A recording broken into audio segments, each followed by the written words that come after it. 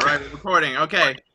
Hey, everybody. We are going to talk about alcohol and its effects on the brain, and then all the ways that it carries out in our lives. And your skin, how you present yourself, how you carry yourself.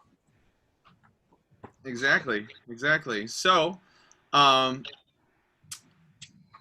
I guess I'll just go just because I started the conversation. Anyways, I would like to talk about how alcohol is it's a depressant and it's a disinhibitor making your inhibitions. It lowers your inhibitions and it makes you I just want to talk about like the social aspects that it can be a part of and whatnot. And so socially it'll lower your inhibitions and probably cause you to do things or act in certain ways that you normally wouldn't. um, and it'll make you more helpful than normal. It'll make you more generous than normal. It also brings out aggression in men. Um, it'll slow your memory. It'll slow your brain functioning in general. Um, there's an enzyme that people have in their body to process alcohol, and actually women have less of it. They don't have the same amount of that enzyme in their body to break down alcohol, and so that's why women can be subjected to getting drunk faster than men. So I just would like to talk about how it's important to recognize that, I guess, as a woman, to know your limits and to know how much you can handle drinking, and then as men to just be watching out for women For who their own actions. we know may be under the influence, and to not take advantage of that. And I've worked in clubs and bars my whole life, and I've seen all sorts of people break out and lots of madness, aggression and whatnot, and take advantage of women, and also and just take advantage of situations and start fights and whatnot. Has anybody else seen this happen or encountered this?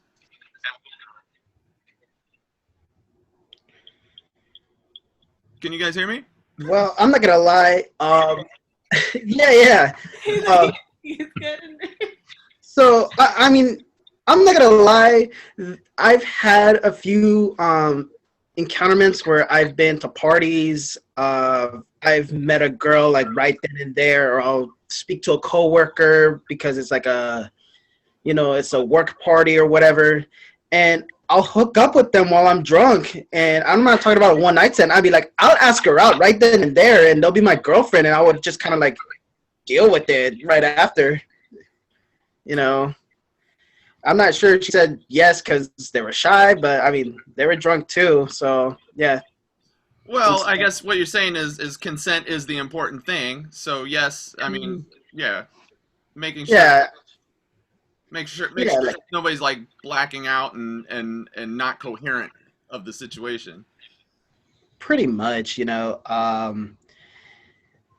We both consent to doing it while we're drunk, but then obviously, like when you're drunk, you're tolerant. Like you'll a lot of people just consent to just about most things that they wouldn't when they're sober. So there's that. Most people would consent to what, or would you say that one more time? Sorry, I just didn't totally. Yeah, like most people would consent to things that they usually don't consent to You do when they're things that sober. you do. Yeah, yeah, That's how it messes with your memory. Yeah, sometimes you don't even remember what happened. Yeah, Mhm. yeah. So I'm just all I was just trying to say is like watch out for girls that might be being taken advantage of because they're just like even like don't have control of over walking and stuff like that. That's what I'm saying. Um, yeah.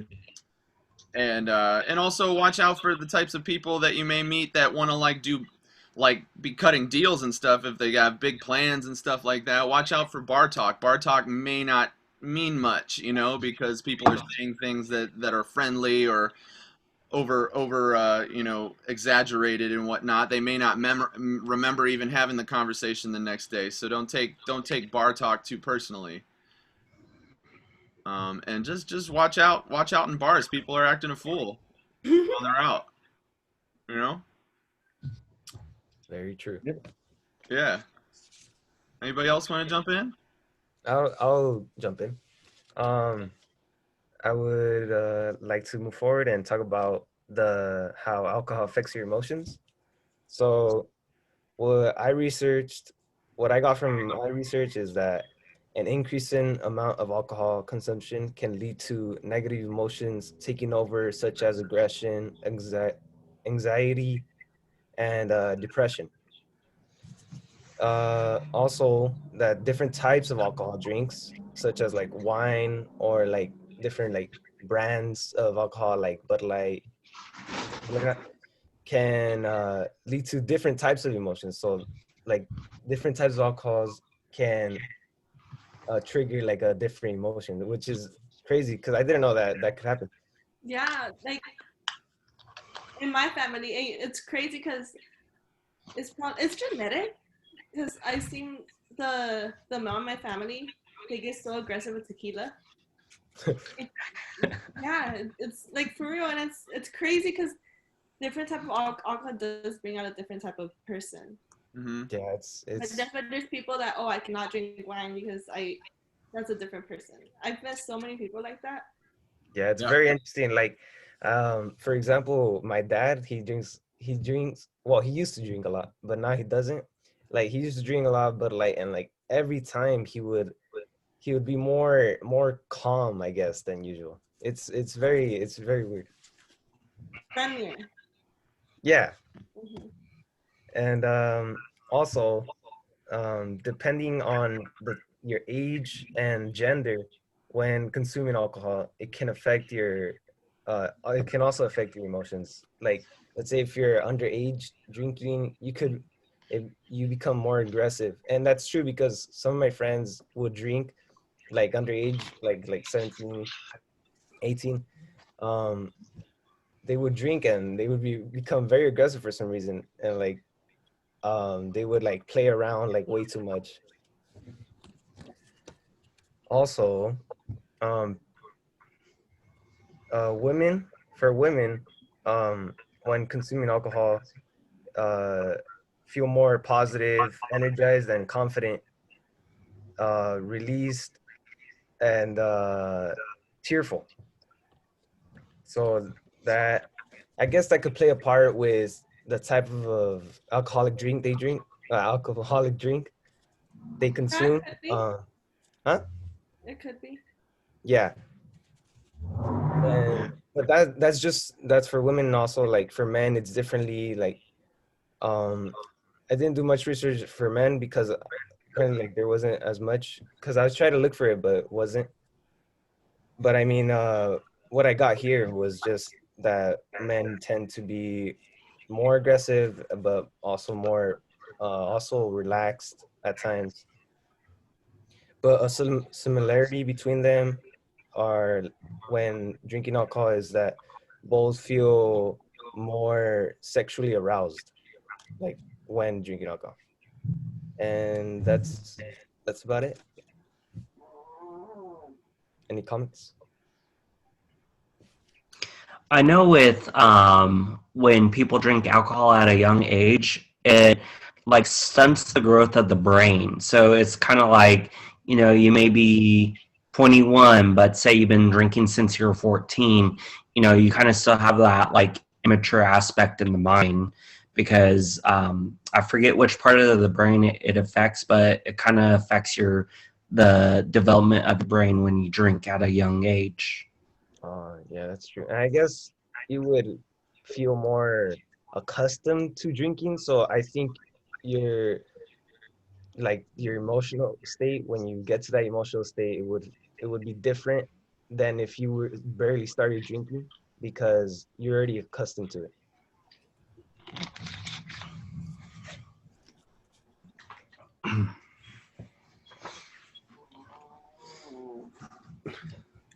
Say that one more time, just for me. Oh, I said that you would like, because I was just following up what Mylo said. Yeah. Yeah, I was just following up that he said that your brain, like when you drink at a young age and you keep drinking, that it like you have a growth, right? Like something happens in your brain, like Like it stops the growth of your brain. yes.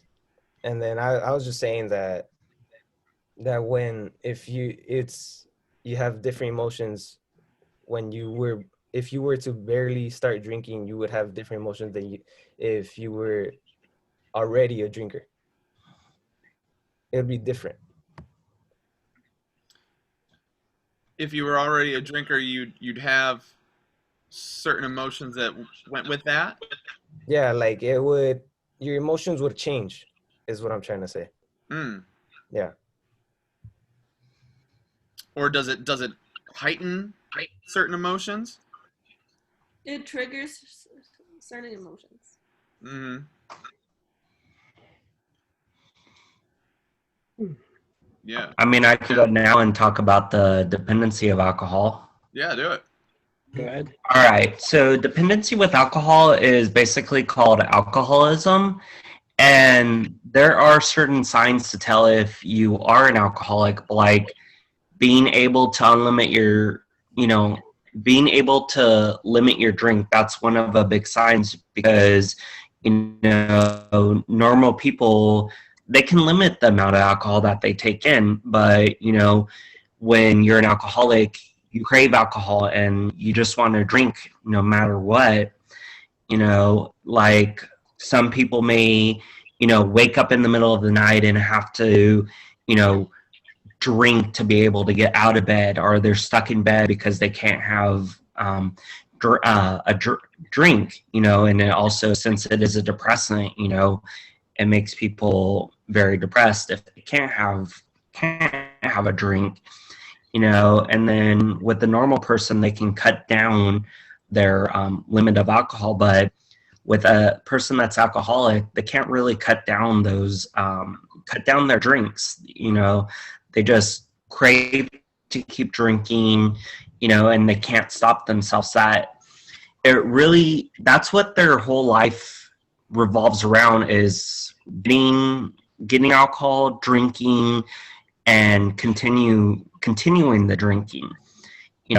So your body gets very dependent on alcohol, and like a couple signs that you are drinking too much is cirrhosis of the liver, and you may get wet brain from the constant drinking of alcohol, which, like, wet brain is kind of like dementia, and then, like, to be able to stop, you kind of have to have like a surrender with yourself, to make you stop drinking alcohol. And then there's ways to help you stop drinking alcohol. You could always go to rehab, or you could go to the AA program, and those are ways to like help stop make you drinking.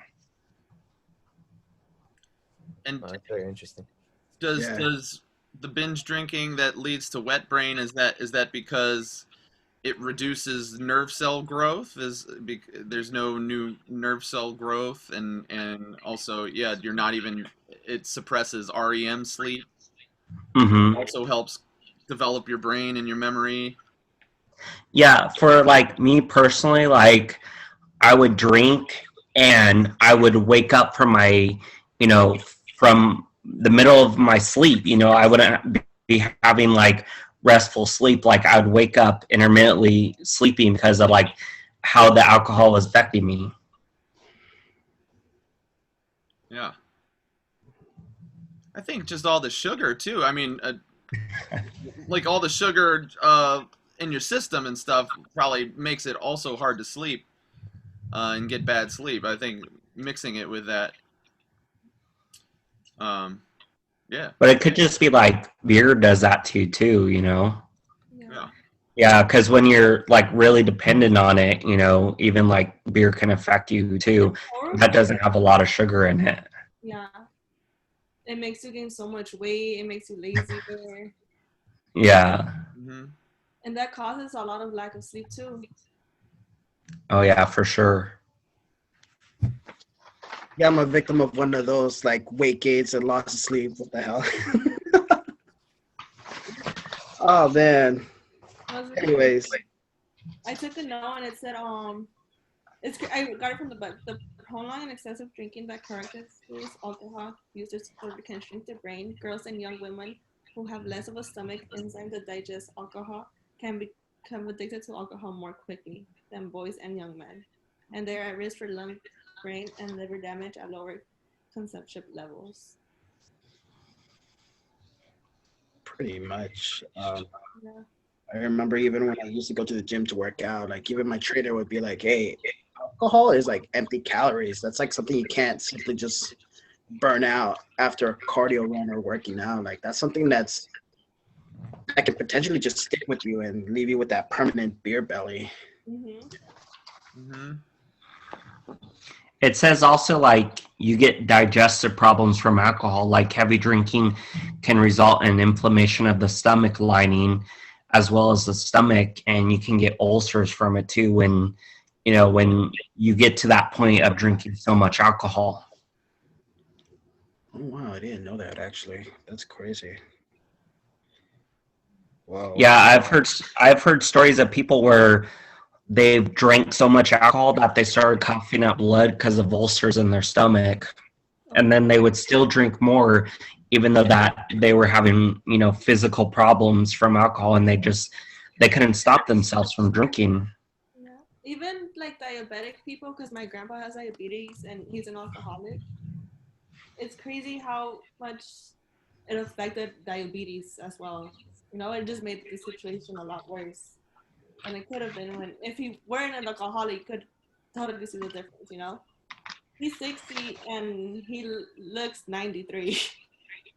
And my grandma was 93 and was able to do everything. It's alcohol Yeah.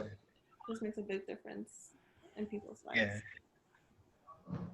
Well, some of what you guys are actually describing, I feel it kind of leads up to my topic, which is alcohol withdrawal, um, which is the result of having mental and physical problems after spending a substantial amount of time just heavily drinking. Usually, when someone drinks heavily for long periods of time, their central nervous system actually changes due to the alcohol slowing down a lot of brain function, how you guys were just mentioning, actually. The brain has to work harder to stay focused and keep like the nerves connected to one another. Um, the symptoms of alcohol withdrawal can also range from like mild to serious, just depending on how much alcohol one has consumed and the last time a person has had their last drink. Usually, some of those symptoms can include, for mild symptoms, it can include anxiety, headaches, vomiting, nausea, shaky hands, insomnia, and sweating. Um, with more severe cases, some people can actually experience hallucinations and seizures.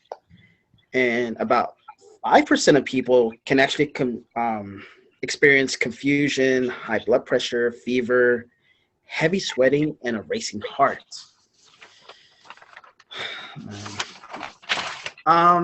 Usually, some of the treatments one can get when they get alcohol withdrawal is what Milo mentioned, Alcohol Anonymous. That's definitely a good one. Um, Definitely some detoxification. Like taking some meds to like kind of like wash everything out of your body.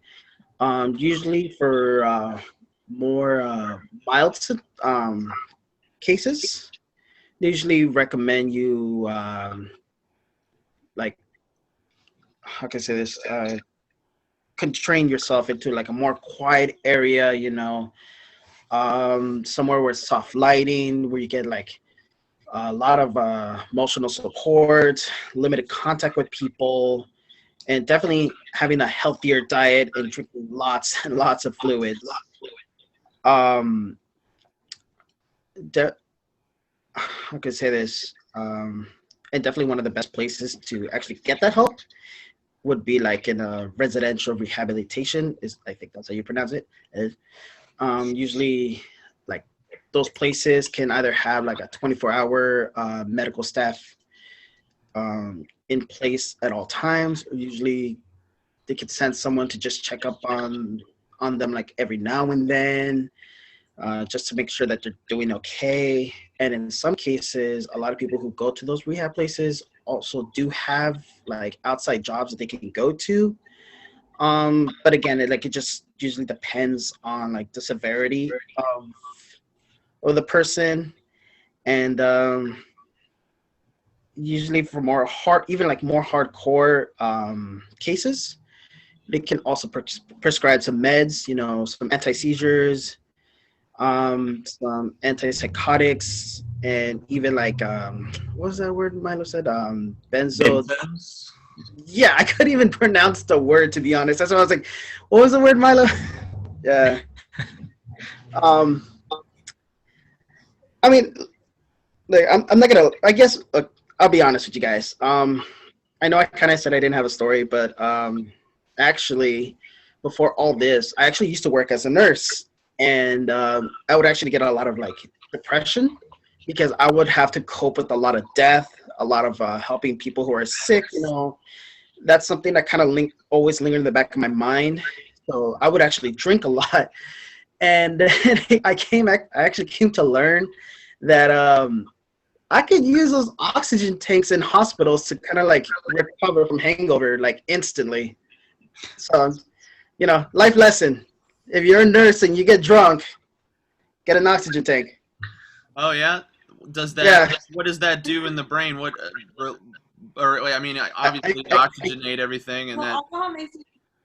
No, it makes sense. It makes you dehydrate. It makes total sense. You're dehydrated. Like you're having like lack of oxygen in your Lack of brain, and oxygen, it like pumps you up again. That was pretty cool. I'm not gonna lie. That's probably like one of my more fonder memories of alcohol in a weird sense of demonic way. On a side note with alcohol withdrawals, like sometimes the withdrawals can be so serious that people pass away from, from with alcohol withdrawals. So like people that are like serious alcoholics, they have to be like monitored a lot more, and detox when they detox, just to make sure that they don't pass away from alcohol withdrawals. I mean, out of like all the drugs and, all that, like alcohol withdrawals is the worst that anybody can go through. whoa. Yeah, definitely. A lot of people drink alcohol as if it was some kind of like antidepressant. So yeah, and obviously alcohol isn't. It creates the opposite effect. So I can Mhm. actually see that being a thing. Can I ask you something? Yeah. Were you to Oscar? Were you drinking like every day? Well, almost every other day. Yeah. Um. I would have like one or two cans a day, and then every other day just get drunk. Or is it like when you had like such an exhausting day at work that you just wanted to let everything out about your patients? Exactly, and I would get frustrated because, like, they'd be like, "Oh, by law, you can't talk about your patients outside of work." And you're like, how? Everything's going, it's so bad in there. Like, Yeah. I need to I work at Children's Hospital. Oh, you work at Children's Hospital? Oh my God. And that's why I was like, I get why you come out of work feeling like that. Yeah. It's Yeah, crazy. it just sucks because like you don't want to like go to a bar and then happen to meet someone who's probably like a family member of your patient, and then talk about those stuff, and then it will instantly get you into trouble. There's like, Mhm. I had this 16-year-old that actually, she was 16 years old and she started drinking. She was drinking. She blacked out drunk. Yeah. And it's crazy. I don't know. It's just amazing. It is like, yeah, like I said, like I feel like that's definitely something that a lot of people don't really know about with healthcare workers or people who work in the medical field, whether directly or indirectly. There's a lot that's constraining your mind. It makes you want to drink to kind of cope that feeling. Mm-hmm. And especially since there's like a lot of litigation and laws that prevent you from talking about those things. Which just Alcohol makes just things becomes your stress reliever. pretty much. Um, There's like less than 2 minutes left. Is there anyone else that needs to talk? I think it's just it really is amazing how alcohol is legal and so many other drugs are illegal when the effects of alcohol are so apparently negative, you know. Yeah, definitely. You know, like I think alcohol It's is. making sense why they're starting to legalize all these drugs. Like shrooms is legalized. And I don't know what state, but it's legalized somewhere. There's like weeds legalized, but like I think like that's the only thing that's like legal otherwise. But I know that they kind of like took down, people getting caught with cocaine or meth. Like it's not so severe as it was before, Yeah. but I just found some research that they actually banned alcohol for a period of time from like 1920 to 1933, but wow. then they brought it back because apparently like people were going crazy that there was no alcohol. That's pretty good. I mean, I've heard different stories about that. Like they say, like, oh, the government realized that they can tax people on it and like still make good that's money. Yeah. Yeah. So I don't know. There's like a lot of like directions into that whole Yeah. thing. They realized making it illegal just made it more desirable. That, Pretty yeah, that's People are true. still going to go out and get it just illegally. So more crime wasn't it also with prohibition? right, yeah. So in Detroit, Canada's right across the river. So